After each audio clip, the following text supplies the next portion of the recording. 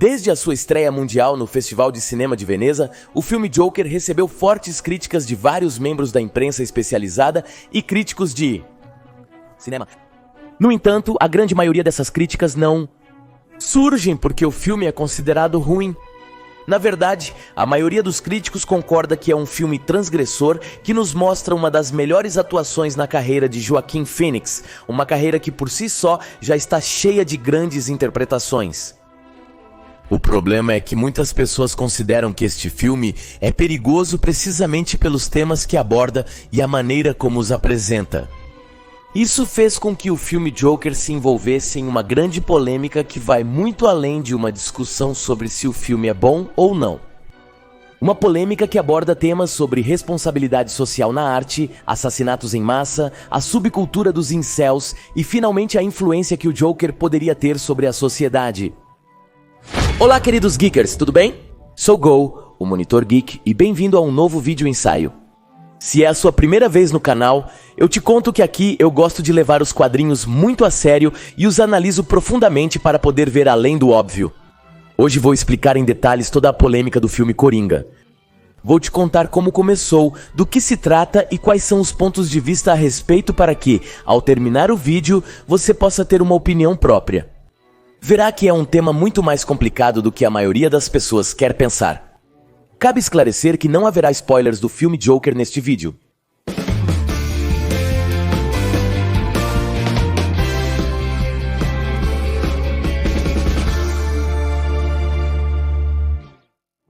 Capítulo 1. O cinema tem uma responsabilidade social?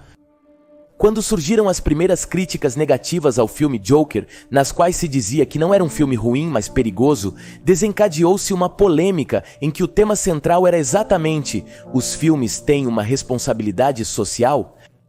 Isso se refere ao fato de que algumas pessoas pensam que o cinema, a televisão e as produções culturais em geral devem nos mostrar uma mensagem social positiva. Isso nos apresenta um grande problema, pois não podemos sempre fazer histórias em que vemos o Batman vencer e os vilões pagarem as consequências de seus atos, pois a realidade do nosso mundo não é assim.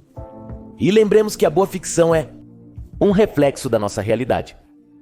Então não, o cinema não tem uma responsabilidade social nesse sentido. No entanto, o cinema tem consequências sociais, pois nós, como espectadores, somos quem dá sentido ao filme. A antropóloga Maria Paz Bajas diz em um ensaio sobre cinema, artista, obra e espectador são parte de um ato criativo.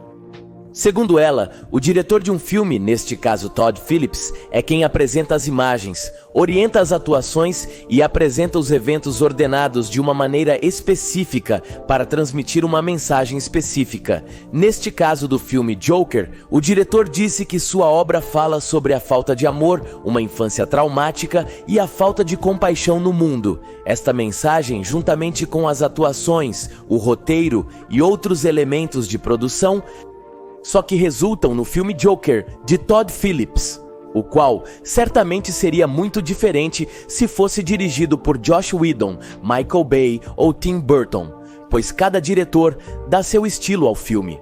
O ponto é que em nenhum momento foi a intenção de Todd Phillips incitar a violência. De fato, o próprio estúdio disse sobre o filme: nem o personagem fictício do Joker, nem o filme aprovam violência real de qualquer tipo. Não é a intenção do filme, dos cineastas ou do estúdio fazer deste personagem um herói.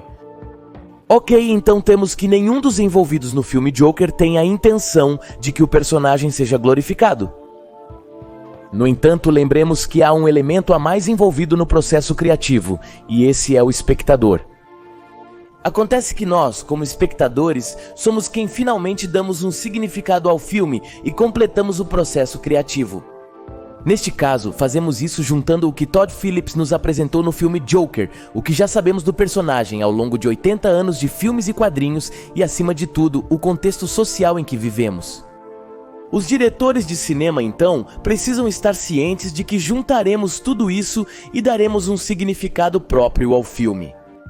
Isso não significa que o filme Joker seja perigoso. Significa que o cinema não é um discurso fechado como muitas pessoas pensam, no qual apenas o diretor pode te dizer sobre o que é o filme. Significa que as obras de arte têm a ver com um contexto social, e isso é inevitável, não apenas no cinema, mas também nas demais disciplinas artísticas. De fato, o artista Marcel Duchamp, um dos artistas mais influentes do século XX, disse: "Contra toda opinião, não são os pintores, mas os espectadores que fazem as pinturas." Agora que sabemos que os filmes não têm uma responsabilidade social, mas têm consequências sociais, temos que nos perguntar: por que houve tanta polêmica com o filme Joker se o personagem tem cerca de 80 anos de existência? Pois bem, parece que um dos problemas está na sua nova origem. Capítulo 2. O problema da nova origem. Coringa é um dos vilões mais emblemáticos da indústria dos quadrinhos e o antagonista principal do Batman.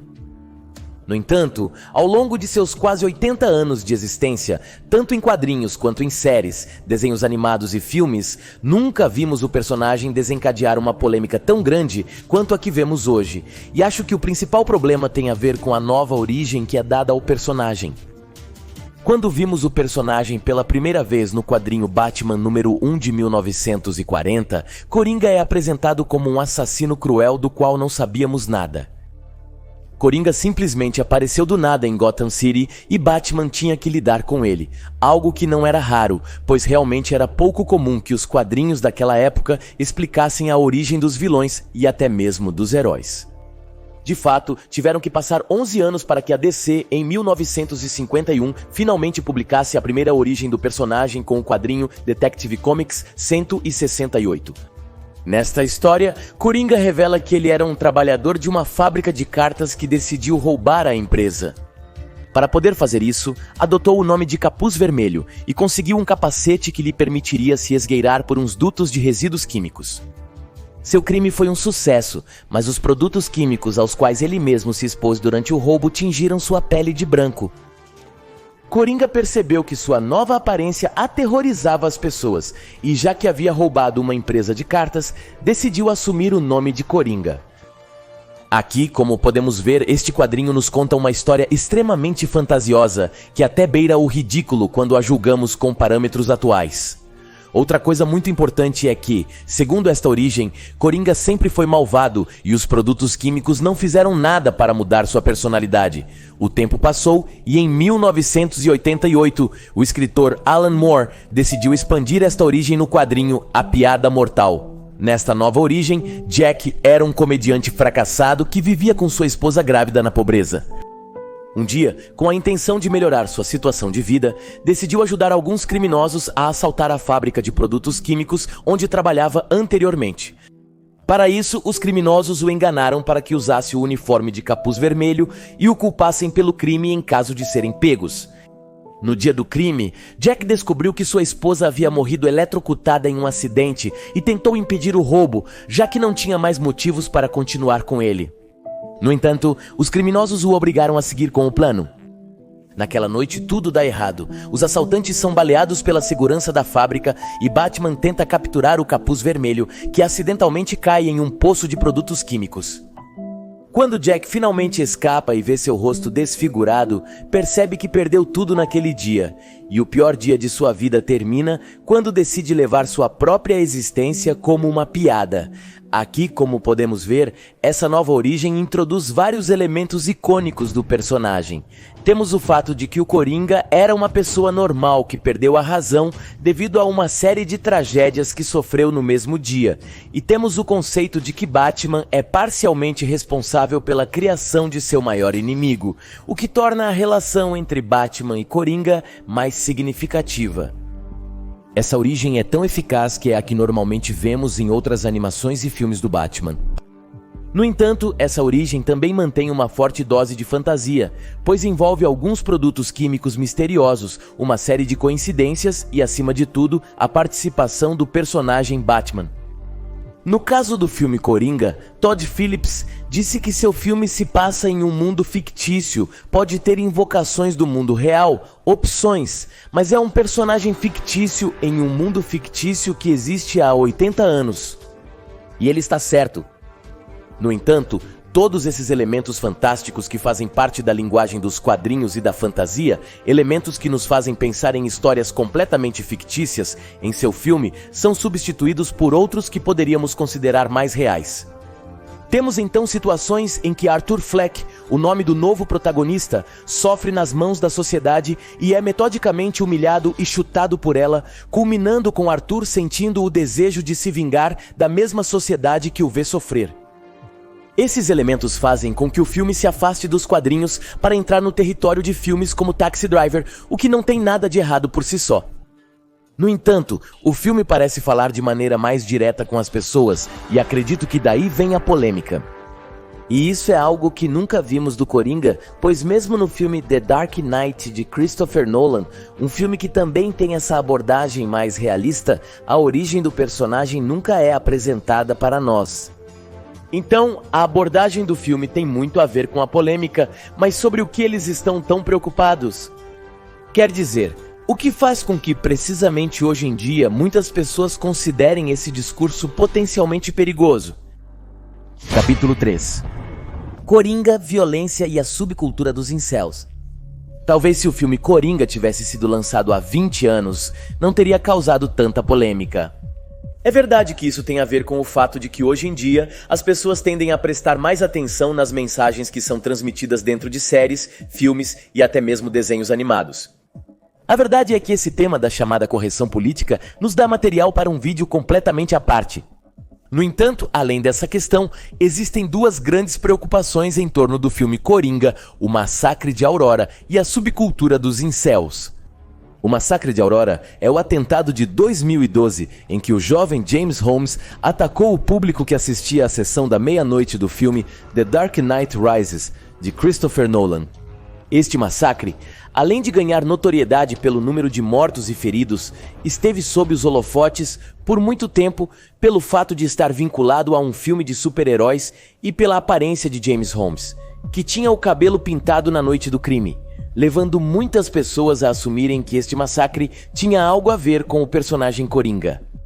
No entanto, isso é completamente falso, pois Holmes nunca mencionou diretamente ou indiretamente que seu crime tenha sido inspirado em algum filme ou série. Mais do que isso, tratava-se de um jovem perturbado com um plano sádico que simplesmente procurava uma grande multidão de pessoas. Na verdade, ao saberem do filme Joker, os pais das vítimas do Massacre de Aurora enviaram uma carta à Warner Brothers que diz: "Quando soubemos que a Warner Brothers lançaria um filme chamado Joker, que apresenta o protagonista com uma história de origem compassiva, nos fez pausar. Queremos ser claros no fato de que apoiamos a sua liberdade de expressão e de discurso, mas como qualquer pessoa que tenha visto um filme de quadrinhos pode dizer, um grande poder traz uma grande responsabilidade. É por isso que estamos pedindo que usem sua influência para se juntar a nós em nossa luta para construir comunidades mais seguras com menos armas." Aqui, como vemos, os pais dos afetados no atentado de Aurora não estão pedindo um boicote contra o filme Coringa, nem mesmo se pronunciam diretamente contra ele. No entanto, eles pedem à Warner Brothers que os ajude com um tema muito importante dentro dos Estados Unidos, um que é muito mais diretamente responsável pela violência no país. Refiro-me à venda pouco regulamentada de armas de fogo. Isso nos leva ao último ponto da polêmica do Coringa, que tem a ver com uma subcultura chamada incels. E é que muitos dizem que o filme Coringa fala diretamente com eles. Os incels são uma subcultura que nasceu em meados dos anos 90 em fóruns de internet. Eles se caracterizam por não terem parceiros ou relacionamentos sentimentais devido à sua timidez ou falta de habilidades sociais. Na verdade, incel vem da frase celibato involuntário e precisamente nasceu em grupos de apoio onde eram dadas dicas e suporte para lidar com sua situação. No entanto, à medida que o tempo passava, os novos incels foram criando comunidades cada vez mais tóxicas que convivem sob uma ideologia chamada Black Pill, na qual as mulheres são vistas como criaturas superficiais e cruéis que só escolhem os homens mais atraentes. A violência da cultura incel chegou a tal ponto que vários dos últimos tiroteios nos Estados Unidos foram perpetrados por pessoas que se autodenominam incels ou convivem com suas ideologias. É por isso que muitas pessoas temem que o filme Coringa dê aos incels. Um herói para se inspirar, algo que John Wick matando 300 pessoas, exemplo que o próprio Todd Phillips colocou, não poderia ser, por isso John Wick não desperta a mesma polêmica. E é que todas essas questões sociais que são completamente alheias ao filme Coringa, infelizmente influenciam na maneira como nós, os espectadores, veremos o filme, já que veremos o Coringa através dos olhos do nosso contexto social para poder dar um significado próprio ao filme. É por isso que a polêmica do Coringa é muito mais forte nos Estados Unidos, um país onde os tiroteios em massa têm aumentado a cada ano ao ponto de que, em 2019, tiveram em média 1,2 tiroteios massivos por dia.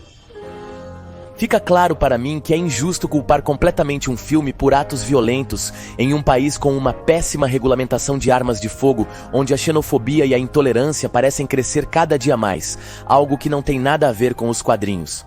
No entanto, também é ingênuo pensar que um produto que é direcionado a tantas pessoas não terá consequências sociais, positivas ou negativas. É por isso que, para mim, o realmente perigoso é dizer, é apenas um filme, já que as ideias precisamente são as que têm a capacidade de transformar o mundo. Então, analisar e determinar se um filme é perigoso ou não depende de cada um de nós, mas temos que estar dispostos a ver além do óbvio para poder fazer isso. No entanto, acredito que isso é precisamente um dos pontos mais belos do cinema, que não é um discurso fechado. Se você prestar atenção, o artista é quem tem a capacidade de perceber a realidade de maneira diferente. A obra de arte é um reflexo da sociedade, e é a sociedade precisamente quem dá significado à obra, complementando assim o processo criativo do cinema. Se você gostou deste vídeo ensaio, recomendo este vídeo que fiz sobre a polêmica da Capitã Marvel. Também agradeço à historiadora Ana Paniagua por me ajudar com a pesquisa deste vídeo e revisar minhas notas. Vou deixar as redes sociais dela na descrição do vídeo para que você a siga. Isso é tudo por hoje, eu sou Go, o Monitor Geek, e vejo você no próximo vídeo.